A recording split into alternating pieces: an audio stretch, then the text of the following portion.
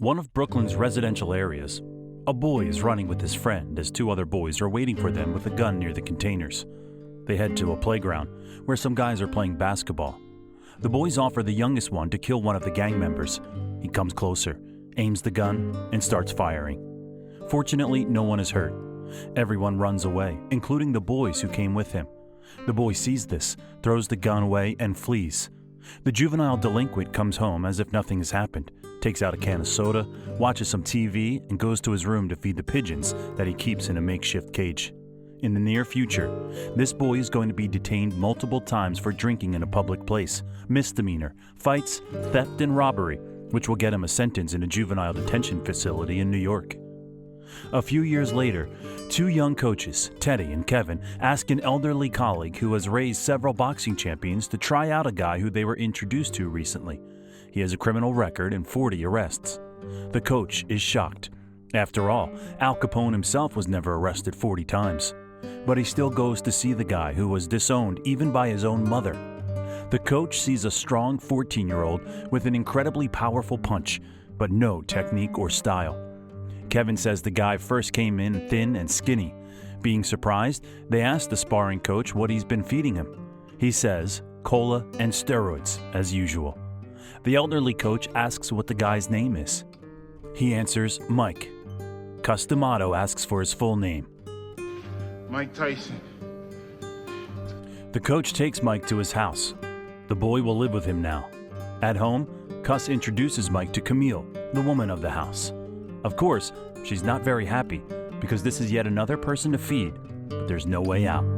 Cus says that they could use the extra $200, which they will get for fostering Mike. Cus shows Mike his room and tells him the house rules. The main one is to keep it clean.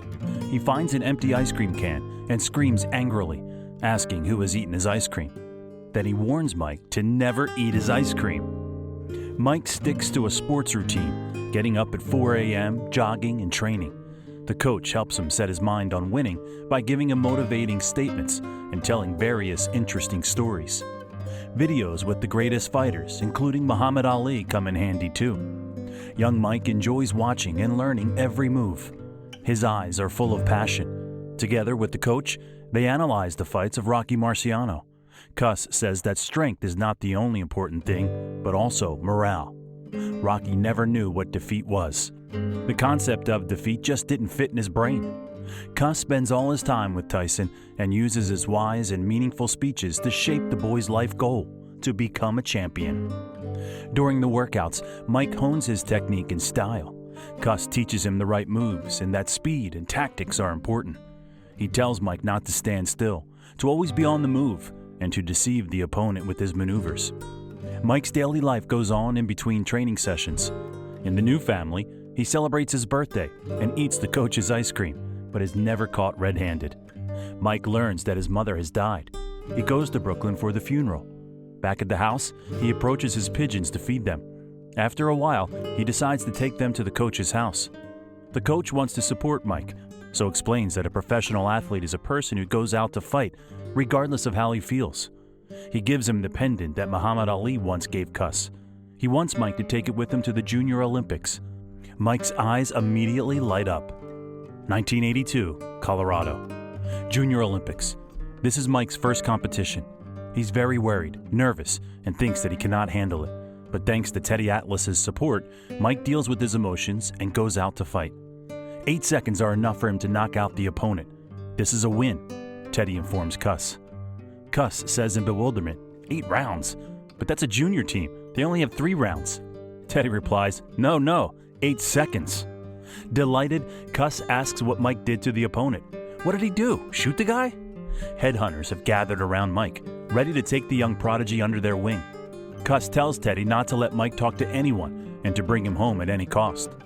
He tells Camille that since Mike no longer has a mother, they should adopt him. Upon arrival home, Mike brags about the victory to the coach. Cus jokingly asks him, 8 seconds? What took you so long? Then he admits that he is very proud of him and talks about adoption. Mike agrees and Camille supports him. Mike would like to call her mom, which makes the woman truly happy. Sitting on the stairs of the house, Mike sees Jim Jacobs and Bill Clayton come to see the coach. These are the managers whom Cuss trusts very much.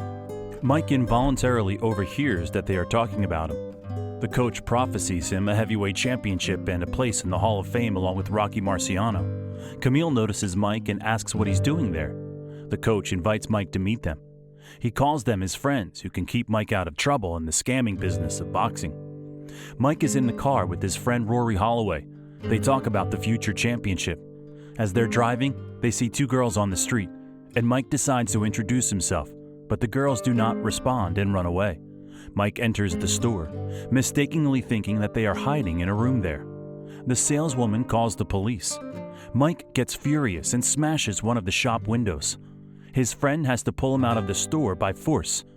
They hear the sounds of the approaching police sirens and quickly disappear. Mike does not attend his workout the next day, and this is not the first time he does so. Teddy is indignant, saying that when Mike screws up, he immediately disappears for 3 or 4 days, and this has already become a regular pattern. Cuss is calm. He is sure that Mike just needs to have the right people around him to win the coming championship. Teddy complains that he sleeps with all the women in the neighborhood. One day, it is his underage classmate, and the other day, it is his teacher. Teddy's 11-year-old sister comes to visit him. When he goes downstairs to meet her, he finds out that Mike touched her buttocks. Teddy is angry and threatens to kill him. Mike finally comes home. Teddy approaches him and puts a gun to his cheek, accusing him of molesting his younger sister Jamie. But Mike says it was Jamie who was flirting with him. Mike says that he's not afraid, and Teddy shoots at a tree at the level of Mike's head. After this incident, Cuss kicks Teddy out of their training camp. Mike mockingly blows him a kiss. Cuss has to find a new coach. It is Kevin Rooney, who looks like Agent Coulson. Mike wins yet another fight. Fight after fight, he knocks his opponents out. Newspapers start writing about him. Mike Tyson's world tour begins. Respect for Tyson is growing exponentially. During one of the fights, Cuss falls ill and is urgently hospitalized. Mike rushes to the hospital and asks him not to die. Mike says Cuss must recover because he cannot live without him, because Cuss always keeps him from messing up. Cuss instructs Mike and tells him to go on fighting, because if Mike screws it up, the coach will return from the dead and whip his ass. Mike cries and rests his head on the coach's chest. After Cuss's death, Mike releases his pigeons into the wild. With tears in his eyes, he complains to Jim that he misses Cuss so much. Mike does not understand what Cuss saw in him and why he loved him. Jimmy replies, courage, heart, and fists like bowling balls. He reassures the young man that Mike can rely on him, and they share a hug. Las Vegas, 1986. The fight between Tyson and Berbick is going to determine who will become the heavyweight champion of the world. Mike went into this fight with particular fury, wishing to take revenge on Berbick for his exceptional effort in the farewell fight with Muhammad Ali, although he knew that Ali was already suffering from his illness at the time. This fight gets dubbed Judgment Day. Mike becomes the youngest champion in this category. He is only 20 years old. A new era of boxing has begun. Mike and Kevin watch their next opponent on TV. Kevin explains the opponent's tactics, but Mike switches to another channel. Kevin wants to take the remote and gets punched in the jaw. He gets angry and leaves, and Mike watches a TV show about a famous diva, model Robin Givens. Jimmy arrives and invites Mike for a talk. They chat, and Mike says he wants to fall in love and have kids, like Jim himself. He talks about a girl he saw on TV. Jim laughs. Mike calls Robin on the phone, rehearsing the conversation in the meantime, but hangs up as soon as he hears the female voice. He calls her again. This time, not without hesitation, he does decide to have a conversation with the beauty. She is surprised by his call. By this time, she has already heard enough about him. Mike asks her out. Robin comes to his fight against Tucker in Las Vegas. During the fight, Mike misses a lot of punches. During the break, instead of listening to the coach, he looks at beautiful Robin. Kevin decides to cheer him up and says, "She does not care what your name is as long as people call you champ. If you lose out there tonight, that pretty lady's going to go home with someone else tonight. She's not here for Iron Mike. She's here for the champ." This winds Mike up, and he wins again. After the fight, Mike and Robin ride in a limousine. He calls her his queen. Robin asks, "Queen for the day?" Mike replies, "For all days." Mike calls Camille and tells her that he and Robin got married. She is 3 months pregnant. Camille is so excited that she can't say anything. His manager Bill takes the receiver and says that Jimmy Jacobs died of leukemia and will be buried in California. They need to fly out there. At the airport, Mike, Kevin, Bill, and Lauren, Jimmy's wife, are waiting for a limousine, which for some reason does not arrive for a long time. Bill complains to the wife of the deceased man that Robin stormed into the office immediately after his partner's death and said she would manage all her husband's financial affairs. Finally, Don King's limousine arrives. The cunning promoter has been trying to get Tyson for a long time. He remarks that when he worked with Muhammad Ali, he never had to wait for his limousine. He invites Mike to his car, and Mike agrees. Billy realizes that Don King arranged for their limousine to be delayed. Of course, the sharks of the boxing business need only a few minutes to skillfully make the victim listen to them. In the limousine, Don questions Mike's trust in Bill, the second manager, and what his share is. After learning about the 30% share that goes to Bill, Don offers Mike 5 easy fights worth up to $5 million each. Mike replies that he will think about it. During the funeral, Bill asks Mike what Don promised him. Mike talks about King's offer, but lies to Bill that he immediately rejected his offer. Mike breaks down and leaves the ceremony, his eyes all full of tears. Kevin approaches him with questions about how he feels. Mike is very upset. Though he now had money in his life, he started losing people he could trust. When there was no money, everything was completely different. Kevin asks about his trust in Bill and Robin. Mike has doubts about Robin's loyalty, despite his mad love for her.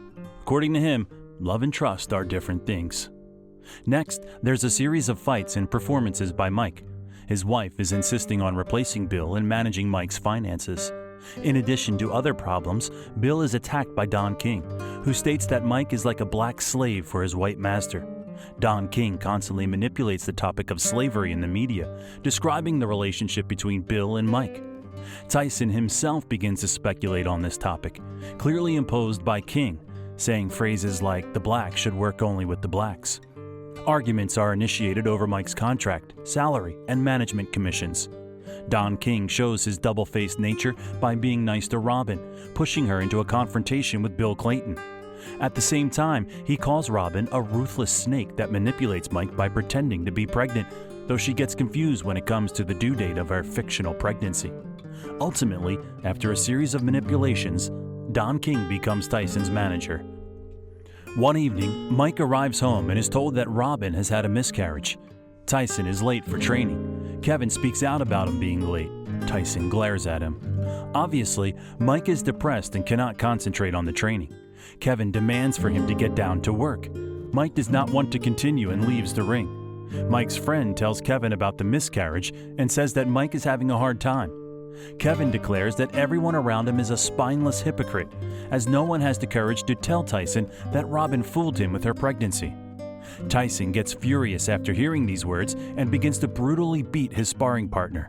Next, he demands another fighter. Mike gives him a 10-second head start to knock him out. Should he fail, Mike will finish him. After 10 seconds, Tyson begins to destroy the fighter. The third sparring partner hurries to leave the gym. Atlantic City, 1988. Tyson versus Spinks. The lawyer gives Bill an envelope with documents, from which he learns that he's been fired. Mike enters the ring with a record of 34 wins, 30 by knockout. He's fighting for the 7th title. Kevin gives Mike the motivation to fight for Cuss and Jimmy. This is the most significant event of the year, with 2 undefeated champions meeting in the ring. The cost of tickets reached $1,500. There are many celebrities in the audience, including Chuck Norris, Jack Nicholson, and Sylvester Stallone. Tyson wins the fight by knockout. The audience roars, and everyone rushes to congratulate Mike. Mike and Robin are having a joint interview at Tyson's mansion. Unexpectedly for everyone, Robin talks about the fact that Mike suffers from a manic-depressive psychosis. She says there can hardly be anything worse than living with him. Now she understands all the abused and humiliated women. If he isn't helped, the situation will get even worse.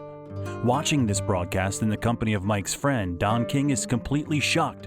They are surprised that Mike's wife can stain his reputation so openly. After this interview, Mike kicks Robin out of the house along with her mother. I send my apologies to all impressionable people, but I simply have to insert this entire scene. Fuck you! Ma'am, there was a call. Sir? Fuck you all want. Huh? There was a call about a domestic dispute. Ain't no fucking dispute. Everybody knows they're fucking bitches. Fuck you! It looks like you got a little carried away in the process. Man, this motherfucking house. What the fuck I want? What the fuck is your dude? What is he doing? Get the fuck away from me. Sir, You can't threaten your wife. Yo, but I didn't do shit. I didn't put a hand on her. Oh, Fucking yeah, man. what? sir, Yo, get the fuck out Call of here. yourself cops. Robin files for divorce, accompanying this entire process with frequent interviews. She tells how Mike beat her up regularly. She says that, like a professional, he knew how to beat her with no visible traces left. Robin also speculates on the fact that he threatened to kill her during their fights. Mike begins to spend more and more time in clubs and in public. During one of these evenings near a club, Mike begins to provoke Mitch Green, whom Tyson once defeated by unanimous decision. Mitch says that the judges undeservedly gave the victory to Mike. Of course, he uses his chance to make a couple of compliments to his ex-wife, with whom he allegedly had sex at his home that night. Mike's friend wants to take him away. Mike throws a right cross blow at Green, gets into the car, and drives away. Tokyo. On the eve of the fight with Buster Douglas, Tyson watches flattering interviews with the Japanese, in which the majority of the interviewees pay tribute to Iron Mike. Tyson enters this fight with a new team. Following Don King's advice, Mike fired all the coaches that brought him to his success, including Kevin Rooney. Rooney watches the fight of his former trainee on TV. The fight is led by Douglas. In round 8, Tyson knocks Douglas down, but due to the referee's mistake, the knockdown actually counts 12 seconds instead of 10, and Douglas manages to get up during this time. Don King is outraged because this is the longest countdown he has ever seen. The gong rings, giving Buster extra time to recover. In the 10th round, Mike Tyson is defeated by knockout for the first time in his professional career. In the locker room, Don is trying to prove on the phone that there was a knockout of 15 seconds in the 8th round instead of 10 seconds. He's going to prove it in court. Mike returns home. At home, they drink tea with Camille. Mike looks at the ice cream can and laughs as he remembers Cuss saying to never eat his ice cream. In Indianapolis, Mike arrives at the rehearsal of the Miss Black America Beauty Contest. The women are pleasantly surprised by the presence of the star guest. Mike joins the models for a group photo and meets Desiree Washington. In the evening, he calls Desiree and invites her to a party. She agrees and they go to the hotel. Mike says he just needs to pick up his bodyguard. Desiree thinks they're going to a social party with celebrities and the press afterwards, but Mike takes her to his room. A few days later, Mike is taken into custody for rape. The court sentenced the ex-champion to 6 years in prison. This was my summary of the 1995 Tyson movie. I've prepared other reviews for you, and you can see them by clicking on these annotations. Don't forget to subscribe to the channel. Hugs to all of you. See you soon.